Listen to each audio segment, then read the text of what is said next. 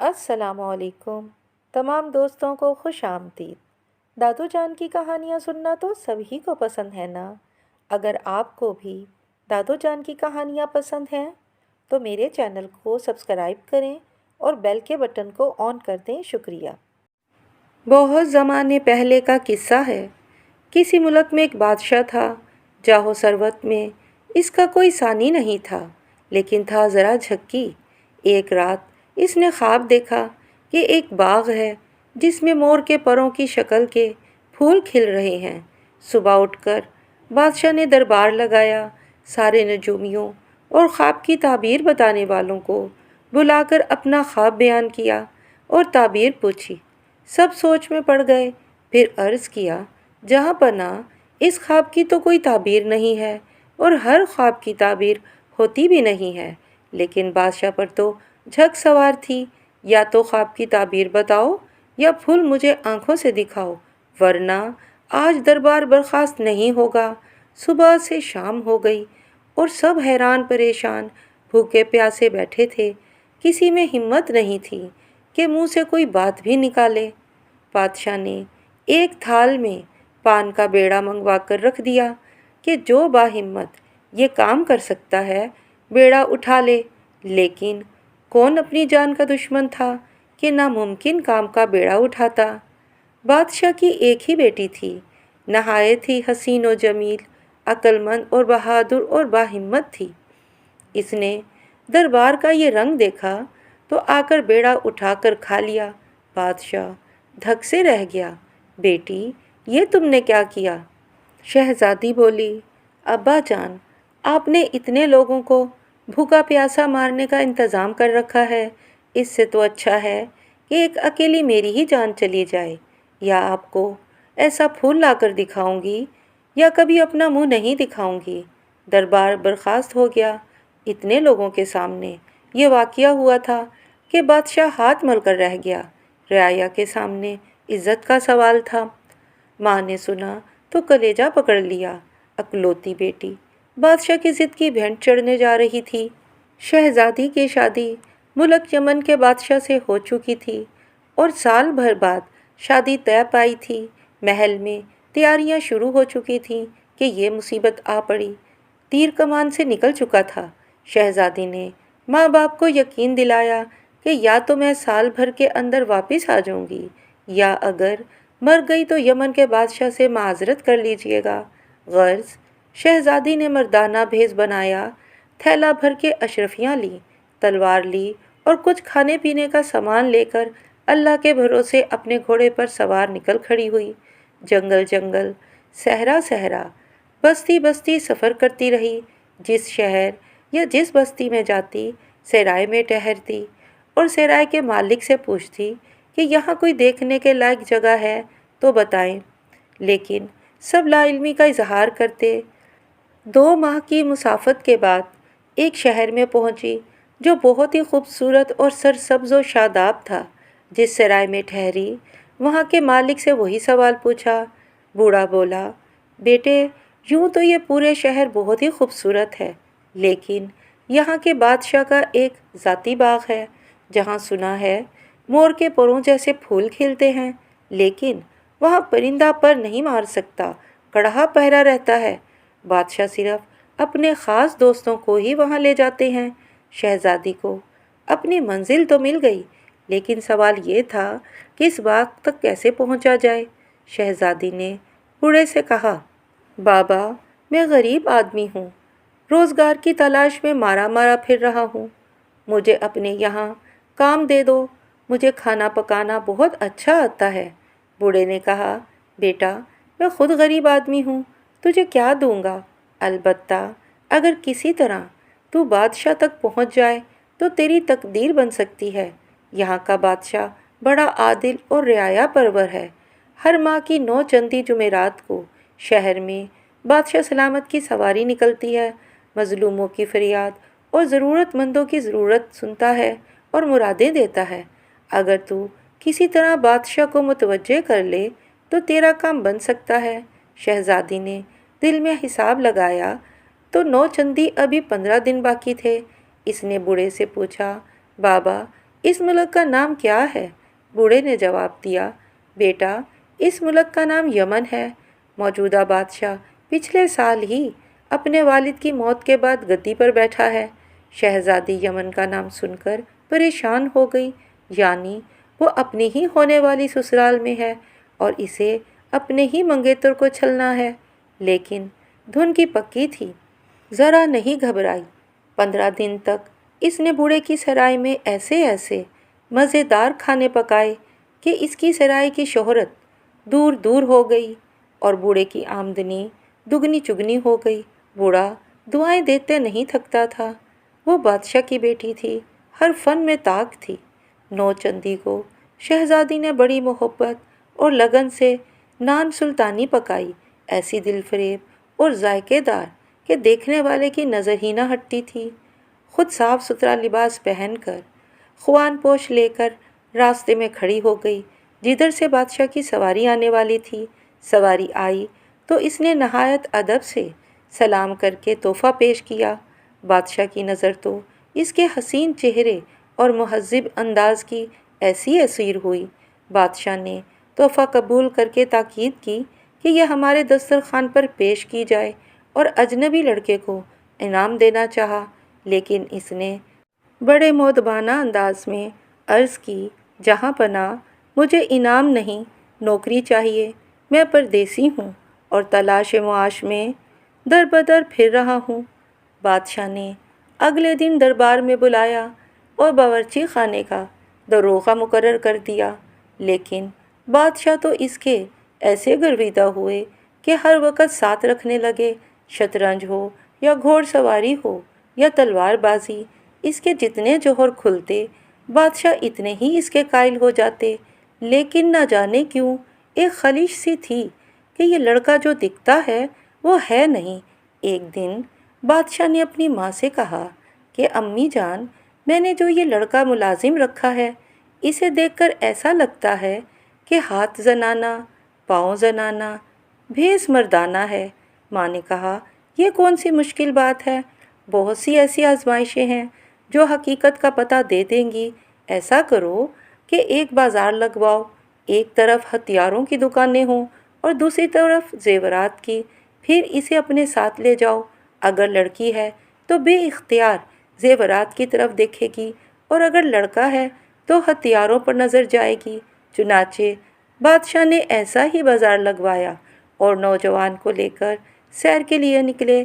بازار میں پہنچ کر شہزادی سمجھ گئی کہ یہ اس کا امتحان ہے۔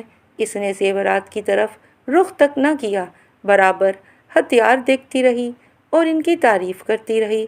آخر بادشاہ کو ہی کہنا پڑا، بھائی ایک نظر ادھر بھی تو ڈالو۔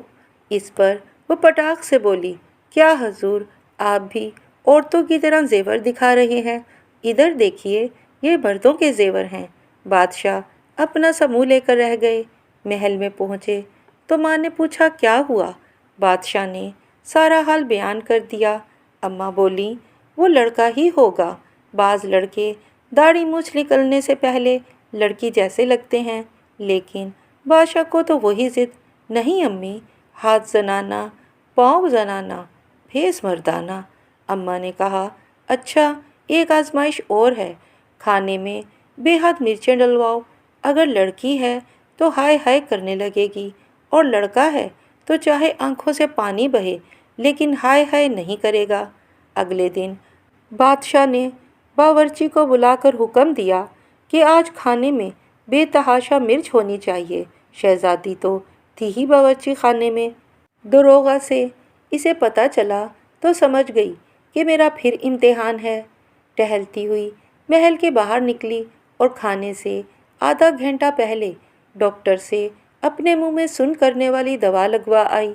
دسترخوان بچھا بادشاہ نے پہلا نوالا ہی لیا تھا کہ ہائے ہائے کرنے لگے، جبکہ وہ آرام سے مزے لے کر پورا کھانا کھا گئی۔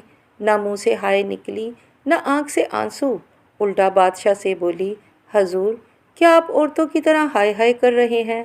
زنان خانے میں پہنچ کر بادشاہ نے اماں کو ساری رپورٹ دی۔ اماں نے پھر سمجھایا، بیٹا وہ لڑکا ہی ہے، تمہیں وہم ہوا ہے۔ لیکن بادشاہ کو وہی رٹ ہاتھ زنانا، پاؤں زنانا، بھیس مردانہ۔ اماں نے کہا، ایک آزمائش اور ہے اور یہ آخری ہے۔ تم بیلے چنبیلی کے پھولوں کی سیج بنواؤ اور اس پر اسے سلاؤ۔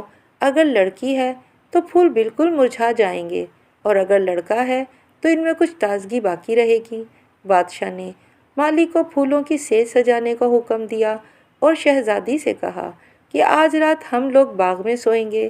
شہزادی نے پھولوں کی سیج بستر پر سجی دیکھی تو فوراً سمجھ گئی کہ ماجرا کیا ہے۔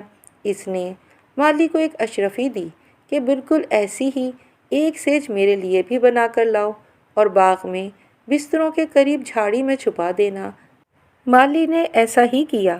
رات کو بادشاہ تو سو گئے لیکن شہزادی جاگی رہی۔ فجر سے کچھ پہلے اس نے اپنے بستر سے باسی پھولوں کی سیج ہٹا کر کنویں میں ڈال دی اور تازہ پھولوں کی سیج بچھا کر آرام سے سو گئی۔ 1 گھنٹہ گزرا ہوگا کہ فجر کا وقت ہو گیا۔ بادشاہ اٹھے اور اسے بھی جگایا۔ پھر دونوں سیجیں لیے اماں کے پاس پہنچے۔ بادشاہ اپنی سیج پر رات بھر سوئے تھے۔ پھول مرجھا گئے تھے، باسی ہو گئے تھے، لیکن دوسری سیج تو بالکل تازہ تھی۔ اماں نے کہا، بیٹا اب ضد چھوڑ دو، وہ لڑکا ہی ہے۔ بادشاہ چپ ہو گئے۔ شہزادی کو جب اطمینان ہو گیا کہ بادشاہ پوری طرح اس پر اعتبار کرنے لگے ہیں تو ایک دن وہ بولی، بادشاہ سلامت، میں نے سنا ہے کہ آپ کے ایک باغ میں مور کے پروں جیسے پھول کھلتے ہیں۔ آپ نے مجھے آج تک نہیں بتایا۔ بادشاہ شرمندہ ہو گئے، فوراً اسے لے کر باغ پہنچے۔ باغ کیا تھا، گویا جنت زمین پر اتر آئی تھی۔ ہر طرف مور کے پنکھ جیسے پھول لہلہا رہے تھے۔ شہزادی نے جی بھر کر تعریف کی، بولی، میرا جی چاہتا ہے کہ روز آؤں۔ بادشاہ نے کہا، تو آ جایا کرو، کس نے روکا ہے؟ شہزادی بولی، لیکن یہاں تو کڑا پہرا ہے۔ بادشاہ نے کہا، تمہارے لیے کوئی پابندی نہیں، جب چاہو آ سکتے ہو۔ پہرے داروں کو بلا کر کہا، یہ ہمارے مصاحب ہیں، انہیں باغ میں آنے سے نہ روکا جائے۔ شہزادی کو تو دلی مراد مل گئی۔ ایک رات موقع پا کر باغ سے 2 پھول توڑ لیے اور کپڑوں میں چھپا کر لے آئی۔ اسی رات کو جب سب سو گئے اور پہرے دار بھی اونگ گئے تو اس نے بادشاہ کے نام کا ایک رکا لکھا اور اسے اپنے بسترے پر رکھ کر محل سے نکل آئی۔ سرائے میں اس کا وفادار گھوڑا بندھا تھا۔ اس نے گھوڑے کو ایڑ لگائی اور یمن کی سرحد سے دور نکل آئی۔ سپاہی اسے بادشاہ کے ساتھ بار بار دیکھ چکے تھے، اس لیے کسی نے نہیں روکا۔ اگلے دن صبح بادشاہ نے اپنے مصاحب کو یاد کیا تو غلام نے لا کر رکا دیا۔ لکھا تھا، میں فلاں ملک کی شہزادی آپ کی منگیتر ہوں۔ آپ نے بڑی بڑی آزمائشیں کی لیکن پہچان نہیں پائے، لیکن میں اس کا بدلہ ضرور لوں گی۔ جب تک آپ کی 5 طلاقیں نہیں کروا دوں گی آپ کے پاس نہیں آؤں گی۔ بادشاہ نے پڑھا تو غصے سے بے قابو ہو گیا۔ فوراً اماں کو لا کر رکا دکھایا۔ دیکھا، میں کہتا تھا نا کہ دال میں کچھ کالا ہے، لیکن آپ ماننے کو تیار ہی نہیں ہوئی۔ وہ سب کو چونا لگا گئی، اوپر سے دھمکی بھی دے گئی۔ میں بھی قسم کھاتا ہوں کہ جب تک اس کا 2.5 چلو خون نہیں پی لوں چین سے نہیں بیٹھوں گا۔ آپ فوراً اس کے گھر پیغام بھجوائیے کہ ہم اسی ماہ بارات لے کر آ رہے ہیں۔ ادھر شہزادی کی واپسی کی خوشیاں ہی منائی جا رہی تھیں کہ یہ پیغام پہنچا۔ شہزادی سمجھ گئی کہ اس سے بدلہ لینے کی سازش ہے۔ ایک طرف محل میں زور شور سے شادی کی تیاریاں ہو رہی تھیں اور ادھر شہزادی نے خفیہ طور پر شاہی بڑھئی کو بلا کر 100 اشرفیاں دیں اور کہا کہ جلدی سے جلدی ایک لکڑی کی چلنے والی گڑیا بناؤ جو اندر سے کھوکھلی ہو اور اندر سامان رکھنے کا خانہ، ایک آدمی کے کھڑے ہونے کی جگہ ہو، کسی کو کانوں کان خبر نہیں ہونی چاہیے۔ گڑیا تیار کر کے میرے کمرے کے تہہ خانے میں چھپا دو۔ شادی سے 1 دن پہلے اس نے ایک موم کی عورت کا پتلا بنایا اور اس کے پیٹ میں سرخ رنگ کا شیرہ بھر دیا اور اپنی رازدار کنیز کو ہدایت کر دی کہ رخصتی کے وقت اسے دلہن بنا کر پالکی میں بٹھا دینا، لیکن خبردار کسی کو پتہ نہ چلے۔ शानदार बारात आई, धूमधाम से शादी हुई, रुखसती भी धूमधाम से हुई। बाजे ताशे, ऊँटों और छकड़ों पर कनीज़ें, गुलाम, गर्ज पूरा काफिला चला। शहज़ादी खुद इस काठ की गुड़िया में छुप गई और जिस रास्ते से बारात की वापसी थी वहाँ जाकर पेड़ के पीछे खड़ी हो गई। वो जानती थी कि कुछ न कुछ होकर रहेगा और वही हुआ। बादशाह गुस्से में आग बगोला थे। आधे रास्ते पर पहुंचकर बाजे गाजे सब बंद करवा दिए और बारातियों से कहा कि वो अपनी राह लें। कहारों से कहा, पालकी रख दो और चले जाओ यहाँ से। किसी को कुछ पूछने की हिम्मत नहीं हुई। शहज़ादी ने पहले ही माँ बाप से कह दिया था कि अगर सामान लौटाएं तो चुपचाप रख लेना, फिक्र ना करें। जब सब लोग चले गए तो बादशाह गुस्से में भरे हुए आए और दुल्हन के पेट में खंजर भोंक दिया। लाल लाल शरबत उबलने लगा तो बादशाह ने अपनी कसम पूरी करने के लिए 2.5 चुल्लू भरकर पिया और बोले, कम बखत का खून भी मीठा था। कुछ अफसोस, कुछ नदामत में घोड़े पर सवार होकर धीरे धीरे चले तो पीछे से खटखट खटखट की आवाज़ आई। मुड़कर देखा कि लकड़ी की एक कद आदम औरत चली आ रही है। जंगल बियाबान, हर तरफ सन्नाटा, ऊपर से लकड़ी की पीछा करती हुई औरत। बादशाह को थोड़ा सा डर भी लगा। डपट कर पूछा, कौन है? तू मेरा पीछा क्यों कर रही है? काठ की गुड़िया बोली, बादशाह सलामत, मेरा नाम टन-मन है। मैं शहज़ादी का खिलौना थी और इनका जी बहलाती थी। आपने मेरी शहज़ादी को तो मार दिया, अब मैं कहाँ जाऊँ? मैं तो आपके साथ ही जाऊँगी। बादशाह ने कहा, नहीं, मेरे साथ आने की कोई ज़रूरत नहीं, जाओ। लेकिन टन-मन नहीं मानी। इस तरह डांटते डपटते आखिर अपने मुल्क पहुँच गए। सारा शहर सजा हुआ था। बादशाह और मलका की इस्तकबाल की तैयारियां हो रही थीं। बादशाह को यूं अकेला आता देखकर सब परेशान हो गए। अम्मा ने पूछा, दुल्हन कहाँ है? बादशाह बोले, मार आया रास्ते में। कसम भी तो पूरी करनी थी। अम्मा ने सर पकड़ लिया। तब ही ठक ठक की आवाज़ आई। देखा तो लकड़ी की कद आदम गुड़िया खड़ी है। अम्मा ने डरकर पूछा, ये किसे ले आए हो? बादशाह बोले, न जाने कौन बला है, पीछा ही नहीं छोड़ती। गुड़िया बोली, आदाब बेगम साहिबा, मेरा नाम टन-मन है, मैं शहज़ादी का खिलौना थी। बादशाह सलामत ने मेरी शहज़ादी को तो मार दिया, अब मैं कहाँ जाऊँ? बादशाह बोले, मैं तुझे भी तोड़ फोड़ कर फेंक दूंगा। अम्मा ने डांट पिलाई, खबरदार, इसे हाथ भी नहीं लगाना। बहू तो आई नहीं, अब इससे मेरा दिल ही बहलेगा, इसे रहने दो। इस तरह टन-मन बादशाह सलामत की अम्मा की दोस्त बन गई। दिन भर इनसे बातें करती, किस्से कहानियाँ सुनाती, सुलह मशवरे देती। अम्मा जान को भी इसकी आदत पड़ गई। रात को जब सब सो जाते तो शहज़ादी काठ में से निकल जाती, खाने पीने का सामान दिन भर के लिए अपने खाने में रखती, कमरा बंद करके थोड़ी देर सो जाती। सुबह के करीब वापस अपनी काठ में घुस जाती। 6 महीने गुजर गए तो टन-मन ने अम्मा जान से कहा, बेगम साहिबा, बादशाह सलामत की शादी कर दीजिए ना। इतने बड़े महल में आप कनीज़ों के साथ तन्हा रहती हैं, बहू आ जाएगी तो कुछ रौनक होगी। पहले तो अम्मा जान मना करती रहीं, बेटे को पहली बीवी के मारने पर बुरा भला कहती रहीं, आखिर मान गईं। अपने ही एक वज़ीर की बेटी से रिश्ता तय कर दिया। शादी की तैयारियां होने लगीं। जब शादी में 2 दिन रह गए तो टन-मन बोली, बेगम साहिबा, शादी का दिन आ गया है, इजाज़त हो तो मैं भी नदी पर जाकर अपना काट धो आऊँ।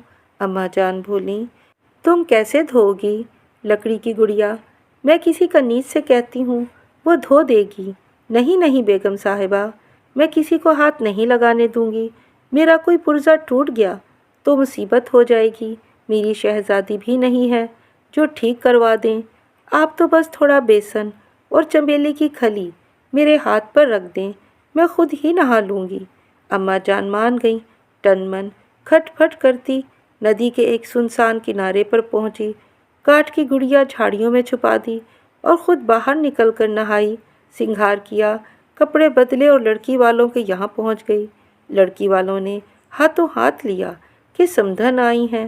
شہزادی بولی، نہ بھائی، میں سمدھن نہیں، میں تو پڑوسن ہوں، آپ کی بیٹی کی شادی ہے اس لیے چلی آئی۔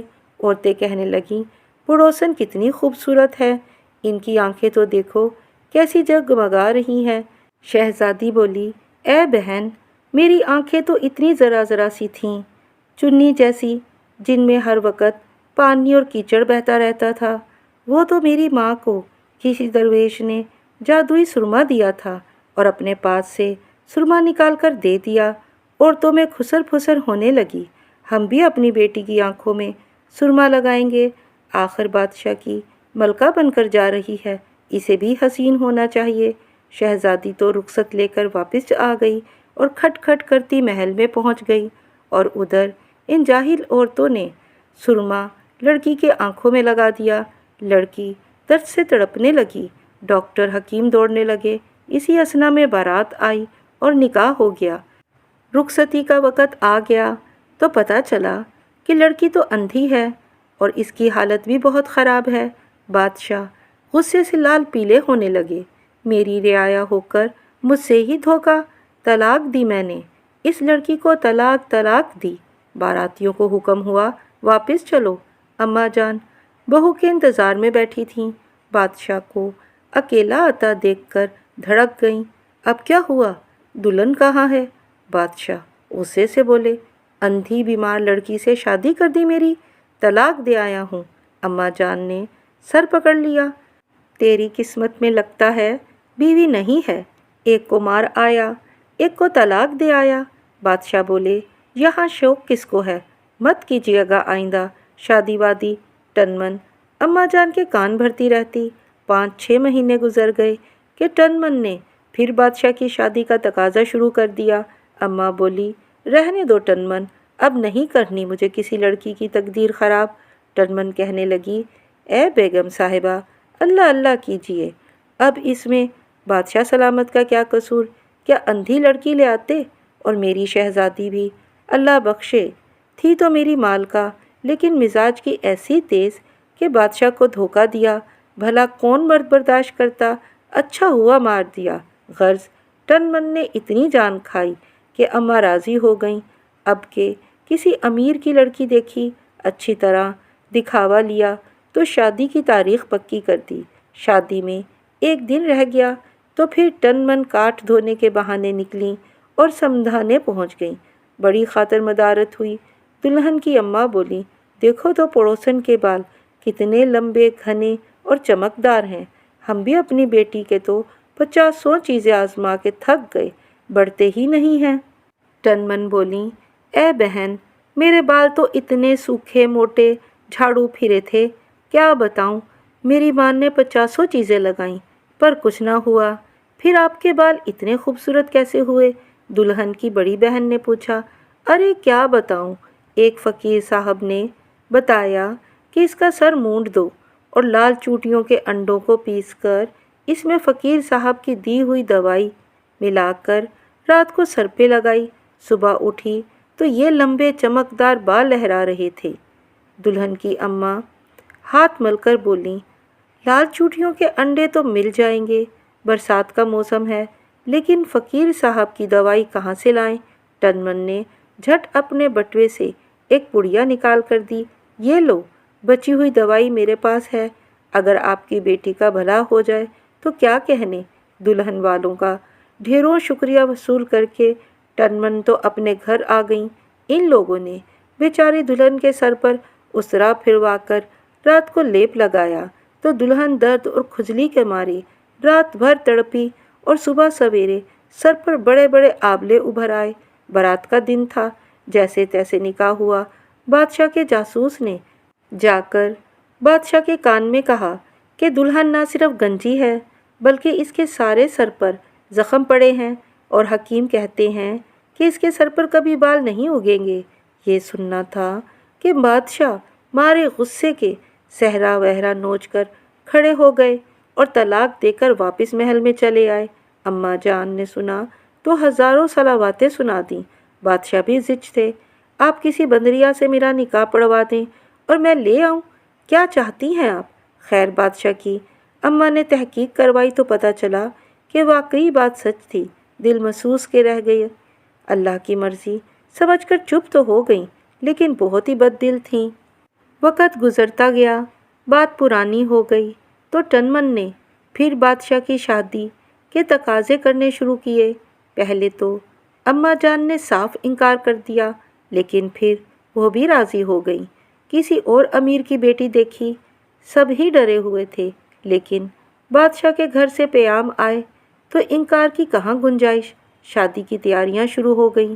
حسب معمول شادی سے 2 دن پہلے پھر ٹنمن اپنا کاٹ دھونے گئیں اور دلہن والوں کے یہاں جا پہنچی۔ سب نے ہاتھوں ہاتھ لیا، سب بہت ڈرے ہوئے تھے۔ ٹنمن نے بتایا، دراصل بادشاہ سلامت کو بے حد حسین لڑکی چاہیے، لڑکی میں کمی ہوتی ہے تو وہ طلاق دے دیتے ہیں۔ دلہن کی چچی بولی، لڑکی تو ہماری خوبصورت ہے، بس ذرا دانت ٹیڑھے میڑے ہیں۔ پڑوسن، آپ کے دانت تو موتیوں کی طرح جڑے ہوئے ہیں، آپ ہی کوئی نسخہ بتائیے۔ ابھی تو 2 دن ہیں، ہم بھی کچھ کوشش کر لیں۔ ٹنمن بولی، ہائے میں کیا بتاؤں، میرے دانت تو ایسے خراب تھے کہ بس چھوٹے چھوٹے چوہے جیسے، اوپر سے پیلے، اور ایک دانت تو ہونٹوں پر رکھا رہتا تھا۔ میری اماں ایک فقیر صاحب کے پاس لے گئیں، بڑے پہنچے ہوئے تھے۔ انہوں نے ایک جادوئی منجن دیا اور کہا کہ آگے کے 8 دانت اکھاڑ کر رات کو یہ منجن لگاؤ۔ میری ماں نے ایسا ہی کیا۔ تکلیف تو بہت ہوئی، لیکن اگلے دن صبح جادو کے زور سے سارے دانت دوبارہ نکل آئے اور ایسے خوبصورت۔ دلہن کی اماں بولی، لیکن وہ فقیر اور وہ منجن ہمیں کہاں ملے گا؟ ٹنمن نے جھٹ بٹوے میں سے منجن کی پڑیا نکال کر دی۔ یہ لو میرا بچا ہوا منجن، تمہارا بھی بھلا ہو جائے۔ ٹنمن تو خاندان کو احسان کے بوجھ تلے چھوڑ کر چلی آئیں اور ان لوگوں نے اسی رات لڑکی کے دانت اکھڑوا کر خونم خون منہ میں منجن مل دی۔ لڑکی بیچاری کا سارا منہ سوجا ہوا اور تکلیف سے جان نکلی جا رہی تھی، لیکن بات چھپائی گئی۔ نکاح ہو گیا۔ کھانا کھا کر جب رخصتی کا وقت ہوا تو بادشاہ کے خبری نے بادشاہ کو خبر دی اور دلہن کے احوال سے آگاہ کیا۔ بادشاہ کا غصے سے برا حال، تماشا بنا کر رکھ دیا ہے مجھے۔ میری ہی رعایا نے طلاق دے کر چلے آئے۔ اماں جان کو رخصتی کی خبر مل چکی تھی۔ وہ دروازے پر دلہن کے استقبال کے لیے کھڑی تھیں کہ بادشاہ غصے میں بھرے ہوئے اکیلے داخل ہوئے۔ اب کیا ہوا؟ اماں نے پھر پوچھا۔ شادی کا نام مت لیجیے گا، اب میرے آگے شہر بھر کر جتنی اندھی گنجی لڑکیاں ہیں آپ نے میرے ہی نصیب میں لکھ دی ہیں۔ اگلے روز اماں کو پتہ چلا کہ بادشاہ صحیح کہہ رہے تھے۔ انہیں بھی غصہ آیا اور بیٹے کے لیے افسوس بھی ہوا، لیکن اب کیا کیا جا سکتا تھا؟ اماں ٹنمن کے سامنے اپنے دل کے پھپولے پھوڑتی اور ٹنمن کمال ہوشیاری سے مرہم رکھتی۔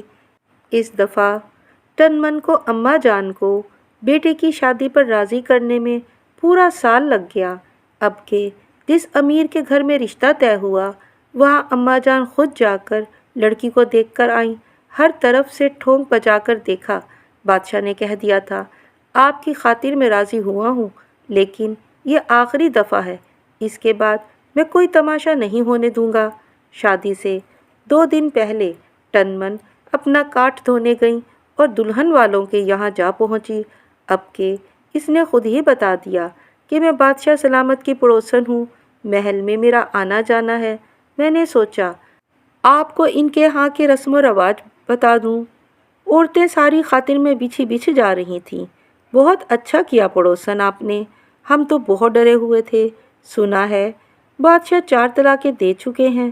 پڑوسن بولی، دراصل بادشاہ سلامت کو اپنے رسم و رواج بہت عزیز ہیں، لوگوں نے ان کے رواجوں کے مطابق ان کی اور بارات کی توازو نہیں کی، اس لیے وہ ناراض ہو گئے۔ تم کیا جانو بادشاہوں کے مزاج، ناراض ہو کر طلاق دے آئے۔ اب آپ لوگ جیسا میں بتاؤں ویسا ہی کریں۔ اچھا بتائیے، بارات کے استقبال کے لیے کیا انتظام کیا ہے؟ لڑکی والوں نے بتایا کہ بادشاہ سلامت کے لیے اشرفیوں اور ہیروں کا ہار اور باراتیوں کے لیے گلاب کے پھولوں کے ہار کا انتظام ہے۔ کھانے میں ہر قسم کے مغلئی کھانوں کے پکانے کے لیے दूर दूर से बावर्ची बुलाए गए हैं। टनमन बोली, यही तो सबसे बड़ी गलती आप लोग करने जा रहे थे। बादशाह के यहाँ कायदा है कि पहले दिन जब दूल्हा आए तो इसे मिट्टी की हांडी में सुराख करके इसका हार पहनाया जाए और बारातियों को टूटे ठीकरों का हार पहनाएं और खाने में मिट्टी के कुंडों में नमकीन दलिया पेश किया जाए। मिट्टी के बर्तनों को बादशाह के ख़ानदान में बड़ा मुक़द्दस समझा जाता है। दूसरे दिन भले ही आप इन्हें हीरे जवाहरात के हार पेश करें और लजीज खाने खिलाएं, कोई हर्ज नहीं है। लड़की वाले पहले तो हैरान हुए, फिर शुक्रिया अदा करते ना थकते थे कि पड़ोसन, आपने तो हमारी आंखें खोल दी, हमारे ऊपर एहसान किया ये सब बताकर, वरना हमारी लड़की भी तलाक पाकर घर बैठी रहती। अपने मिशन में कामयाबी का यकीन कर लेने के बाद तन मन दुआएं लेती हुई वापस महल में आ गई। धूमधाम से बारात चढ़ी। जैसे जैसे बाराती शादी के हाल में दाखिल होते इन्हें टूटे ठीकरों का हार पहनाया जाता। हर एक हैरान होकर पूछता, ये क्या है? पहनाने वाले कहते, जनाब आप ही के यहाँ की रीत है। आखिर में बादशाह सलामत दाखिल हुए तो होने वाले सुसर ने मिट्टी की हांडी का हार बड़े अदब से इनके गले में डाल दिया। बादशाह हक दक रह गए। पूछा, ये क्या है? उन्होंने अदब से कहा, हजूर आप ही के यहाँ की रीत है। बादशाह ने गुस्से से हार उतार कर ज़मीन पर दे मारा। साथ ही सारे बारातियों ने भी यही किया। सारा पंडाल टूटे ठीकरों से भर गया। लड़की वाले समझे ये भी शायद कोई शुगन होगा। बादशाह को गुस्सा तो बहुत आया, लेकिन अम्मा जान की धमकियों और कस्मों के बारे में सोचकर खून का घूंट पीकर रह गए। खैर निकाह हो गया। खाने के लिए दस्तरखान बिछा। हर बाराती के आगे मिट्टी का कुंडा लाकर रख दिया और इसमें गरम गरम पतला दलिया डाला जाने लगा। जो भी पूछता ये क्या है तो जवाब मिलता, आप ही के यहाँ की रीत है। लोग बादशाह के ख्याल से खामोश रहे, लेकिन जब बादशाह के आगे सबसे बड़ा कुंडा रखकर दलिया डाला गया तो बादशाह का गुस्सा अपनी आखिरी हदूद को छूने लगा। उन्होंने उठा के कुंडा दूर फेंका और उठकर खड़े हो गए। हद होती है, बेइज्जती और रसवाई की। मैं चुप हूँ तो तुम लोग सर पर ही चढ़े आ रहे हो। सारे दरबारियों की और मेरी बेइज्जती की है तुम लोगों ने। नहीं ले जाना मुझे, तुम्हारी लड़की को अपने पास रखो, मैंने इसे तलाक दी। बादशाह 3 तलाकें देकर गुस्से में भरे पैदल ही महल में वापस आ गए। कनीज़ें हार पुल लिए खड़ी थीं, क्योंकि अम्मा जान को यकीन था कि अब के तो दुल्हन घर में आ ही जाएगी। वो खुद जाकर लड़की देख आई थी। बादशाह ने अपने कमरे में जाकर दरवाज़ा बंद कर लिया। हैरान परेशान अम्मा जान को बारातियों ने सारी रोदात सुनाई कि कैसे लड़की वालों ने बेइज्जती में कोई कसर नहीं छोड़ी थी। अम्मा की आंखों में आंसू भर आए कि इनकी किस्मत में बहू और पोता खिलाने का सुख नहीं लिखा। टनमन ने खूब खूब तसल्लियाँ दी, बादशाह की वकालत की और इनके अमल को सही साबित करने की कोशिश की। दिन गुजरने लगे, लेकिन अब बादशाह के दिमाग में टनमन के किरदार को लेकर शक व शुबहात जन्म लेने लगे। शहजादी की कसम याद आई और अपनी 5 तलाकों का एहसास हुआ। बादशाह अब अपना खाली वक़्त अम्मा जान के हुजरे में गुजारने लगे, जहाँ टनमन खड़ी रहती। कभी कहते, अम्मा अपनी टनमन से कहिए मुझे पानी पिला दे। कभी कहते, टनमन ज़रा मेरे पाँव तो दबा दो। टनमन ठुनक कर कहती, देख लीजिए बेगम साहिबा, बादशाह सलामत तंग कर रहे हैं। मेरा कोई कल पुर्जा टूट गया तो कौन ठीक कराएगा? मेरी शहजादी भी अल्लाह को प्यारी हो चुकी हैं। अम्मा जान बादशाह से कहती, मत परेशान किया करो इसको, एक यही तो मेरी तन्हाई की रफ़ीक है। बहू तो थी नहीं मेरी किस्मत में, ये टूट फूट गई तो मैं कैसे जीऊँगी? लेकिन बादशाह लगातार इसकी टो में रहे। एक दिन वो अम्मा जान के हुजरे में ही सो गए। शहजादी का भूख से बुरा हाल था। काफ़ी देर इंतज़ार किया। जब इत्मीनान हो गया कि सब सो गए हैं तो अपने काट से निकली। धीरे धीरे बावर्ची खाने से खाना लेकर लौट रही थी कि पीछे से बादशाह ने आकर कलाई पकड़ ली। घबराहट में سارا کھانا زمین پر گر گیا۔ میں ہارا، تم جیتی، اب تو آ جاؤ، شہزادی بولی۔ آپ اگر بادشاہ ہیں تو میں بھی شہزادی ہوں۔ خیر، ہم دونوں نے اپنی اپنی قسمیں پوری کر لیں۔ اب میں اپنے باپ کے محل میں جا رہی ہوں۔ دوبارہ بارات لے کر آئیے اور مجھے بیاہ کر لے آئیے، اور ہاں، اماں جان کو بھی ساتھ لائیے گا۔ شہزادی نے بادشاہ سے گھوڑا مانگا اور اسی وقت اپنے محل روانہ ہو گئی۔ بادشاہ نے صبح جب اپنی اماں جان کو تن من کی حقیقت بتائی تو وہ خوشی سے پھولے نہیں سمائیں۔ فوراً محل میں شادی کی تیاریاں ہونے لگیں اور دھوم دھام سے دلہن کو بڑے ارمانوں سے رخصت کروا کے محل میں لے آئیں۔ پورے محل میں اور شہر میں خوشیاں چھا گئیں۔ شہزادی نے سب سے پہلا کام یہ کیا کہ ان چاروں لڑکیوں کا شاہی خرچ پر بہترین علاج کروایا جن کی تقدیر تن من نے برباد کی تھی، اور پھر امیر اور شریف لڑکوں سے ان کی شادیاں کروائیں۔ امید ہے کہ کہانی آپ کو پسند آئی ہوگی۔ کہانی پسند آئی ہے تو میری ویڈیو کو لائک ضرور کریے گا۔ اللہ حافظ۔